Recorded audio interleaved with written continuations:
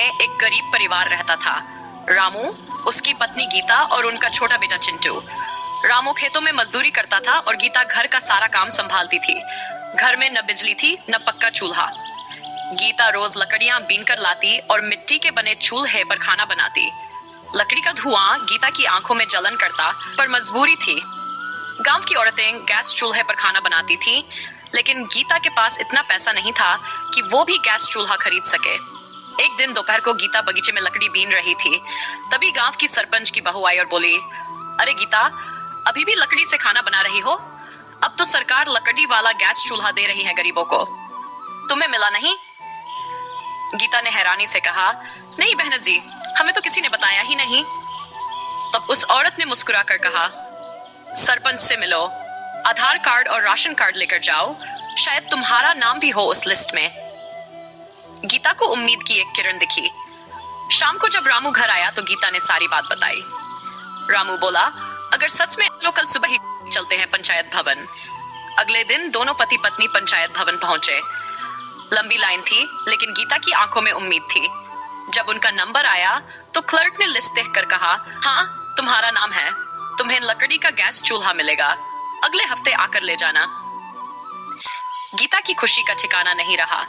वो भगवान को धन्यवाद देती हुई घर लौटी।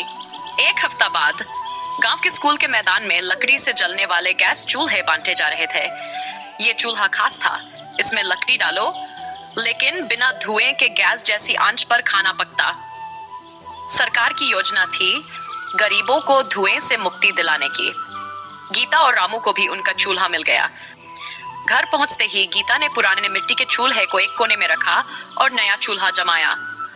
उस दिन पहली बार गीता ने बिना धुएं के खाना बनाया, अरहर की दाल और चावल। चिंटू ने पहली बार बिना खांसी के खाना खाया और बोला, माँ, आज खाना बहुत अच्छा बना है। गीता की आंखों में खुशी के आंसू थे। गांव की औरतें भी आई देखने। गांव की दूसरी बहू भी गीता का नया चूल्हा देखने आई। कोई कहती, बहुत अच्छा चूल्हा है। कोई पूछती, इसमें कितना समय लगता है? गीता गर्व से बताती, बस थोड़ी सी सूखी लकड़ी डालो और मिनटों में खाना बन जाए, धुआं भी नहीं होता। धीरे धीरे गीता का घर गांव की औरतों के लिए एक मिसाल बन गया। वो उन्हें बताती कि कैसे उन्होंने सरकार से चूल्हा लिया, कौन कौन से कागज लगे और कैसे इस्तेमाल करना है।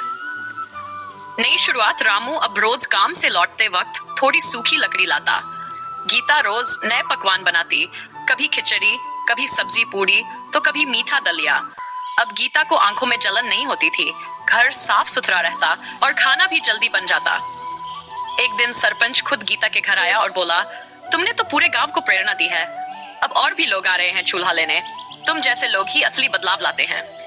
गीता मुस्कुराई और बोली, सरपंच जी, बस इतना चाहती हूँ कि कोई और माँ धुएं में न झुलसे।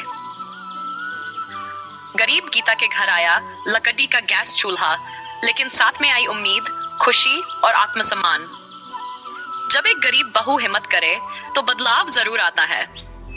अगर आपको ये कहानी पसंद आई हो तो लाइक करें, शेयर करें और सब्सक्राइब करें हमारे चैनल को। अगली कहानी में फिर मिलेंगे एक नई सीख और प्रेरणा के साथ। धन्यवाद।